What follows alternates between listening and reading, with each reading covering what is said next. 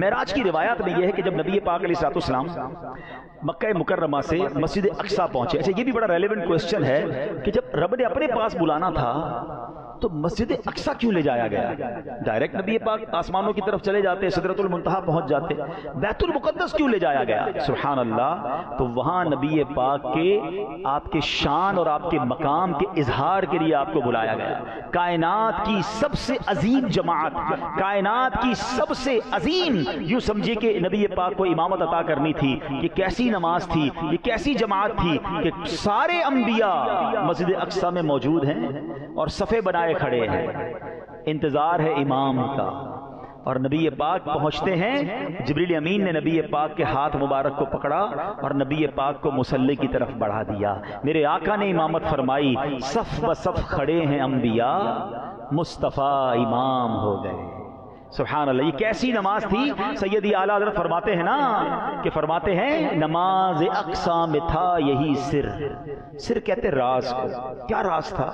نماز اقصیٰ میں تھا یہی سر، عیاں ہو معنائے اول آخر، پتا چل جائے دنیا کو کہ کون اول ہے کون آخر ہے دست بستہ پیچھے حاضر جو سلطنت آگے کر گئے تھے، یعنی بڑے بڑے انبیاء جو اب سلطنت کر کے گئے مگر میرے نبی کے پیچھے ہاتھ باندھے کھڑے ہیں۔ پوری دنیا کو یہ میسج دینا تھا کہ آپ امام الانبیاء ہیں، آپ خاتم الانبیاء ہیں، آپ کا جو مرتبہ ہے وہ کائنات میں کسی اور کا نہیں ہے۔ اور سبحان اللہ، یہاں نبی پاک کو نماز کے بعد پیاس محسوس ہوئی۔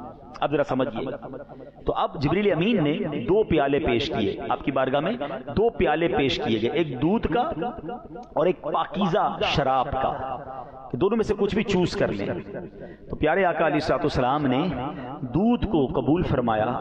جبریل امین نے کیا کہا؟ الحمدللہ الذی ہداک الفطرۃ، تمام تعریفیں اللہ پاک کے لیے جس نے آپ کو فطرت یعنی نیچر کی طرف رہنمائی فرمائی۔ لو اخذت الخمر غوت امتک، اگر آپ شراب کا پیالہ قبول فرماتے تو آپ کی امت گمراہ ہو جاتی۔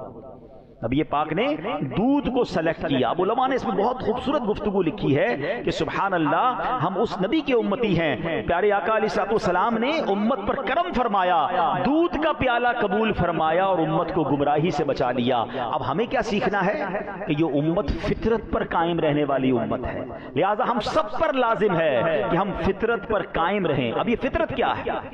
فطرت پر قائم رہنا کسے کہتے ہیں؟ آئیے ذرا اس کے بارے میں، اس کی امپورٹنس سنتے ہیں۔ قرآن مجید میں اللہ کا پاک ارشاد فرماتا ہے، فطرۃ اللہ التی فطر الناس علیہا لا تبدیل لخلق اللہ ذالک الدین القیم ولکن اکثر الناس لا یعلمون۔ آسان ترجمہ قرآن کنز العرفان، یہ اللہ کی پیدا کی ہوئی فطرت ہے جس پر اس نے لوگوں کو پیدا کیا، اللہ کے بنائے ہوئے میں تبدیلی نہ کرنا، یہی سیدھا دین ہے، مگر بہت سے لوگ نہیں جانتے۔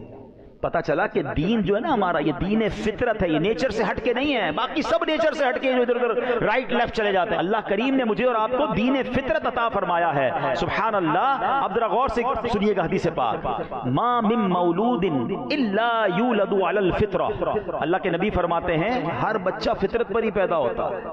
آگے کیا فرمایا؟ فَأَبَوَاهُ يُهَوِّدَانِهِ أَوْ يُنَصِّرَانِهِ، یعنی اس کے ماں باپ ہوتے ہیں، اس کے پیرنٹس ہوتے ہیں جو اسے یہودی یا نصرانی بنا دیتے ہیں۔ ماں باپ کو دیکھ کر، رشتہ داروں کو دیکھ کر پھر وہ کوئی اور مذہب اختیار کرتے ہیں۔